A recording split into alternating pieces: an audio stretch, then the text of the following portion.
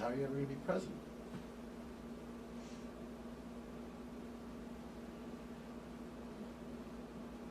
Yeah? Yeah. Yeah. Is Question. that Heather back there? Hi there. Did you sneak in? Yep. I can feel you back there. Yeah. I can't really see through this That's guy. okay. I want to hear. Question. So, to be in the present Right. moment, you have to dissolve the ego. Is that correct? Because the present moment is not ego. Right. Question. Can you talk a bit about impermanence? Well, Because what I have found is contemplating on impermanence, that everything is changing and nothing will ever be permanent. You go from birth to death to rebirth and do the cyclic cycle. That has given me great comfort about being egoless, not Yeah. having as much ego, Yeah. because I am going to change into nothingness. so I would say that the act or the embodiment of impermanence is exactly the same as when Don Juan says, watching energy as it moves in the universe, because you realize it is never doing the same thing twice. Right. So there is no permanent pattern going on ever. Right. It's, Right. if you're watching energy as it flows in the universe, it's flowing. It's not stopping. Ching, take a picture of me, and moving on. It's not doing that. It's constantly in flow. If it's constantly in flow, whatever kind of permanent feeling can you actually have? If the flow is always flowing, what stops and becomes permanent? Do you understand what I mean?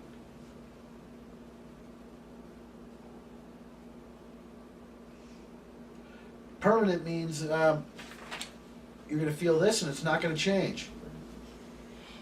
Permanent means you're going to keep this body forever and ever and ever and ever and ever. Better take good care of it. That doesn't happen. But really, if you were to go to your energetic state completely and watch how the energy's flowing in your universe, in the universe you're actually in, that was all bullshit anyway, because it's all moving all the time. There's really no way to make any sense out of it. In a way that you can lock it down and say, okay, this is going to be the way it is. It's never going to happen. So to me, that, you know, because those I've listened to the Eastern guys and they go on and on about it, impermanence. But I'm really bored with the way they talk about it, because it's like I don't get to play with it. You know what I mean? I just have to like look at it, impermanence. I'm gonna die one day. That's pretty much where people's head goes with it. I'm gonna die one day. I'm not permanent. This particular situation I'm in isn't permanent. So it's too much like therapy. And it's a lot of fear, correct? Yeah, really. That's where a lot of our fear comes from. And the biggest fear in the world is dying. Right. Well, Correct? no, that's not my biggest. My biggest fear is not you, dying. You're different. You're an alien, so. My biggest fear is doing me wrong. That's my biggest fear, because I know what that leads to. A big mess. And one that takes me out of the present for a long period of time, where I have to work out all kinds of shit I don't want to. And it just sinks my ship, if you know what I mean. So that's my only fear. I'm not afraid of death. I mean, what? Afraid of this body going into decomposition? No, not really. Not any more than I fear, someone else's body going into decomposition. Because, as long as I'm present, it'll be a pretty cool experience, I think. I really do. I mean, I think it would be. I don't actually think that, I'll stick around for it. I'll watch it for a second, and go, wow, what a vessel she was. She's like a 58 Belvedere or something. And move on. But you know what? who knows if we're in a different part of the universe now? Nobody knows if right now we're sitting in a completely different part of the universe where suddenly, for those that are in the present moment, you don't actually die. You just fold into your inner universe and merge with that expansive universe. And you take all your energy with you. Yeah. Speaking of therapy, have you studied the Jungian constructs of the psyche, wherein he talks about the ego is in a certain definition as being the organizing principle of the psyche and of the mind, sort of like a core which we identify as us, and which helps us to organize ourselves so that we stay sane, basically, and that you need a help. According to whom? Huh? Oh, yeah, but see, sane according to whom? Well, yeah, that might be a good question. You know what I mean? Because it's like, okay, in this society, you have to behave a certain way to have your sanity, right? For people to look at you and go, she's sane, you have to behave a particular way. And you might be Yes, completely that's true. insane while they all think that. Yeah. Right? Now, if you go to Ghana, or, so let's go, say you go to a headhunting country where there are cannibals and headhunters. I'll bet you there's behavior there that would blow your mind.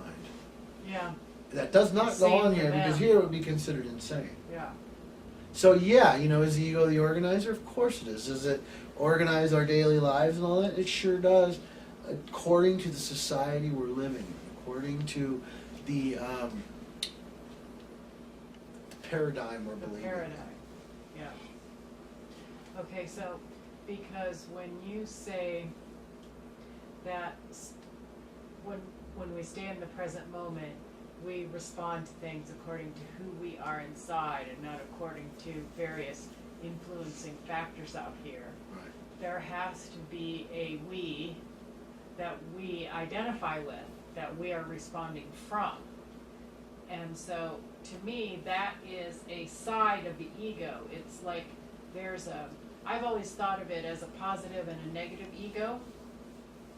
The negative ego is the one we've been talking about mostly tonight, the one that is just full of BS and messes up your life and pulls you off track and stuff like that. But would you agree that that's a positive side of the ego, is the one that says, well, this is me, I'm being true to myself? No, Okay, I wouldn't agree with that. all right. I think, to me, they're two totally separate things. Okay, That one is being inflicted upon us, okay. and the one that is actually, we go, that's good, is it's the expressive mind. It's the mind that our higher being actually uses to create. Like the capital S self. Right. If you had the capital Okay. S self, its mind is truly your mind. It's the creative mind. Okay. It is the expressive mind. It shoots out planets and all kinds of stuff all the time. Comets, solar flares, whatever. Whatever goes on in the universe. Love, for God's sake. Right? I think Right. that when you go up,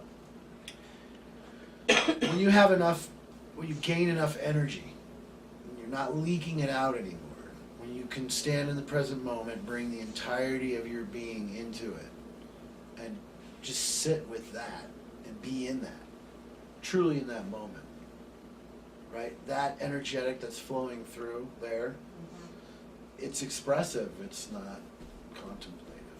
Okay. Do you understand what I mean? Yeah. That Because makes you get sense. into a state where there's really, what question would I ask? I feel incredible. What would I need to know? I feel as great as I want to. Right? And as far as the one, I thought I had heard maybe even an allusion to how we mingle with one another.